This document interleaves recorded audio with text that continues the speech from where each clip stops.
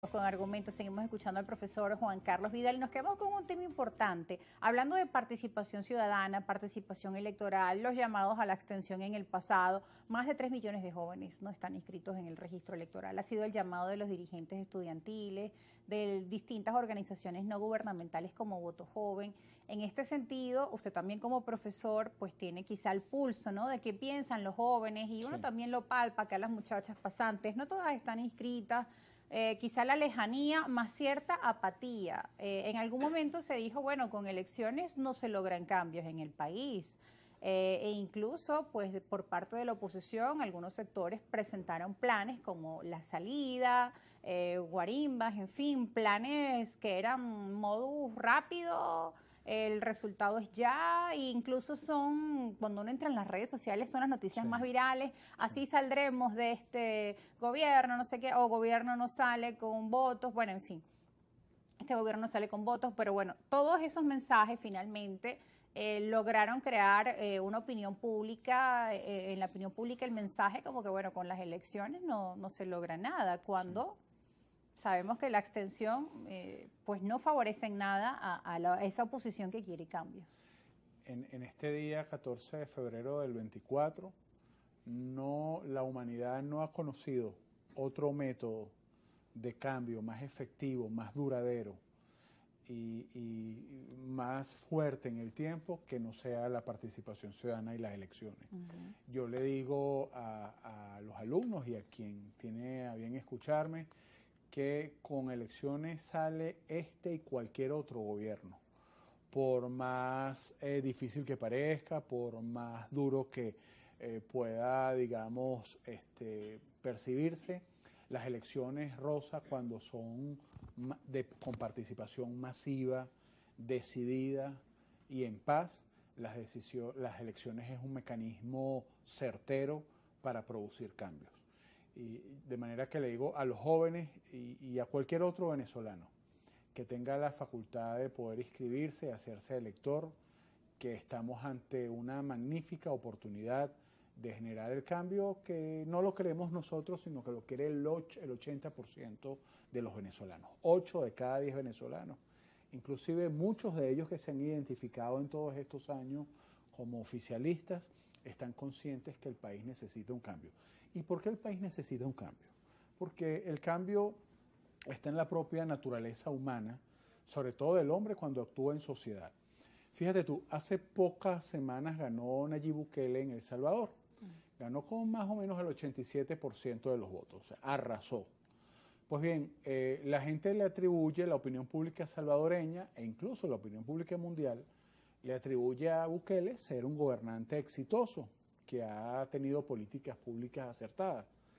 Y por eso gana con casi el 90% de los votos. Ahora, en unos años, Bukele, así se mantenga gobernando muy bien, de manera aparentemente muy eficiente, tú verás como dentro de unos años el elector salvadoreño va a buscar otra cosa, ¿no? Por muy bien que lo haga Bukele. Porque es intrínseco en el ser humano buscar el cambio. La alternabilidad. La alternabilidad, a veces para bien, a veces para mal, a veces se avanza, a veces se retrocede, pero siempre el ser humano va a tener esa inquietud de buscar algo distinto. Bueno, lo hemos visto en las últimas elecciones en América Latina, gobiernos de derecha pasaron a la izquierda, de izquierda a derecha, y así han hecho en los últimos años, salvo algunas excepciones, entre ellas nuestro país Venezuela, que hemos mantenido 25 años bajo pues el mismo gobierno, la revolución bolivariana. El caso de Argentina con Milei es claro, el caso de Ecuador con el presidente Noboa, un tipo además muy joven, muy fresco para la opinión pública ecuatoriana. En el caso de Venezuela probablemente no se ha logrado antes el cambio por errores reiterados de la oposición. Bueno, y en base a ese cambio, ahora hay una gran cantidad también de candidatos de la oposición que todos se presentan como ese outsider, esa posibilidad de cambio para nuestro país, aprovechando también estas circunstancias. Como tú mencionabas, elementos que hemos visto quizá en otros países ahora también son usados en esto del marketing político por algunas figuras. Y por otro lado, la candidata María Corina se encuentra inhabilitada, lo cual también lleva a que ese sector de la oposición tenga una estrategia clara, porque si anuncian que las elecciones son en junio, en julio, y todavía está el tema de esa inhabilitación, supongo que ya deberían tener claro que deben buscar otros escenarios.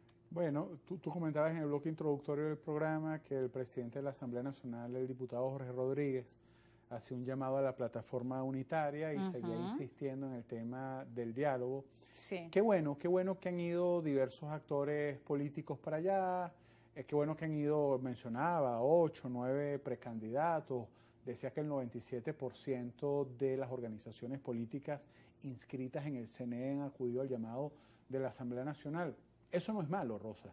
Lo malo es que ese 97% de las organizaciones políticas inscritas en el CNE que han acudido al diálogo de la Asamblea Nacional representan para efectos de la opinión pública el 1%. De manera que tú no puedes hacer un diálogo que aspire, sea exitoso, sea verdadero, si no invitas también a aquellos candidatos o a aquellos venezolanos, no le pongamos aún el calificativo de candidato porque aún no lo son, aún Venezuela no tiene candidaturas oficiales, pero sin que puedas invitar a ese grupo de venezolanos que hoy tienen algo que decirle al país. María Corina Machado, a partir del 22 de octubre del año pasado, de la primaria, se ha convertido en una actora política fundamental. Negarlo es tener, por cierto, la misma ceguera que se tuvo en el 98 con Hugo Chávez, ¿no? Yo recuerdo, estaba muy chamo, pero recuerdo que en aquel momento Acción Democrática y COPEI, que eran los partidos, digamos, que tenían el control político del país, movieron las elecciones de gobernadores, las adelantaron, hicieron esto, hicieron lo otro, pensando que eso podía cambiar la postura de la gente, ¿no? Ese anhelo de cambio de la gente, pues resultó en fracaso, ¿no?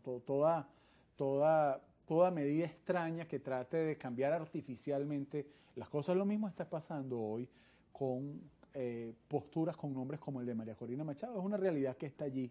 Ojalá pudieran sentarse, ojalá pudiéramos volver a Barbados. Tú preguntabas qué rol debe jugar el ciudadano. Yo lo trato de hacer en mis redes sociales y cada vez que tengo oportunidad de decirlo, lo repito. Yo creo que hay que presionar a la dirigencia del país, tanto la política como la empresarial, para que se retome las conversaciones de Barbados. Decía el doctor Gerardo Bley que el acuerdo de Barbados es el acuerdo político más importante de los últimos 25 años en Venezuela. Yo le agregaría aquello que el acuerdo de Barbados es la garantía de paz y de progreso en Venezuela. De manera que como ciudadano quisiera sumarme a esas voces que en un intento de sensatez solicitan que Barbados sea reactivado y que asista quien quiera. Si quieren asistir los otros precandidatos que asistan, bienvenidos sean. Yo te confieso que conozco a más de uno de ellos desde el punto de vista personal, me parecen venezolanos respetables, solo que en este momento no gozan del favor popular. Entonces hay que voltear la mirada hacia quienes tienen efectivamente representatividad política y liderazgo. Bien, tenemos que ir a la pausa con este mensaje y este llamado que hace a los ciudadanos. También es importante acotar que Jorge Rodríguez aseguró dentro de esta rueda de prensa hace minutos que ese calendario electoral será anunciado este viernes. Así que estaremos muy atentos porque es importante conocer en detalle el cronograma. Muchos sectores dicen, bueno, este anuncio lo debe realizar el Consejo Nacional Electoral, no la Asamblea Nacional. En fin, el proceso, como usted menciona, de diálogo y de escuchar a diferentes sectores de nuestro país es importante. Tenemos que ir a una pausa, al regreso seguiremos hablando de este y otros temas y también sus preguntas. Veo que acá nos están llegando bastantes para el profesor Juan Carlos Vidal y las leeremos al regreso de la pausa.